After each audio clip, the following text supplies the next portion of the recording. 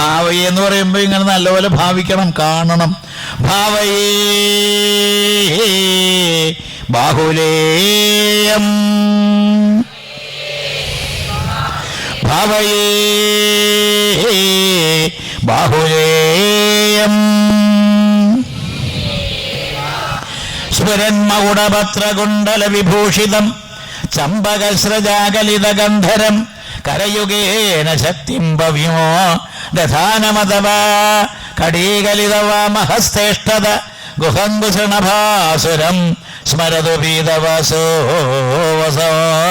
ഹര ഹരോ ഹര ഹര ഹര ഹര ഹര ഹരോ ഹര ഹര ഹര ഹരോ ഹര ഹര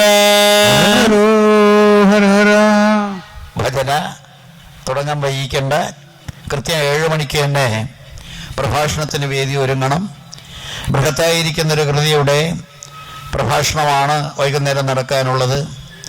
ശക്തമായിട്ടുള്ള അക്ഷരങ്ങളെ കൊണ്ട് കൊരുത്ത് അതിസുന്ദരമായിരിക്കുന്ന ബാഹുലയ അഷ്ടകം അത് അവതരിപ്പിക്കാൻ ചേന്നമംഗലം പ്രതാപൻ മാഷ് പല പല കൃതികൾ ഇങ്ങനെ പ്രസിദ്ധീകരിച്ചിട്ടുള്ള അദ്ദേഹം, അതുപോലെ തന്നെ കേരളക്കരയിൽ അനേകം പഠിതാക്കളെ, കൂടുതൽ വിദ്യാർത്ഥിനികളെ, മുതിർന്നവരായാലും വയസ്സായിട്ടുള്ളവരായാലും അവരെയെല്ലാം ഗുരുദേവ കൃതികൾ അനായാസേന കൈകാര്യം ചെയ്യാൻ പഠിപ്പിച്ചുകൊണ്ടിരിക്കുന്ന അദ്ദേഹം വളരെ കൃത്യമായിട്ടും ശക്തമായിട്ടും പദങ്ങളെല്ലാം തന്നെ മുറിച്ചും തിരിച്ചും അദ്ദേഹത്തിൻ്റെതായിട്ടുള്ള ഈ പറയുന്ന അധ്യാപന പാഠവും അത് പ്രകടമാക്കിക്കൊണ്ട് വൈകുന്നേരത്തെ പ്രഭാഷണം നമുക്ക് കേൾക്കാനുണ്ട്. അതുകൊണ്ട് എത്രയും വേഗം ഭജന തുടങ്ങുക. ഭജന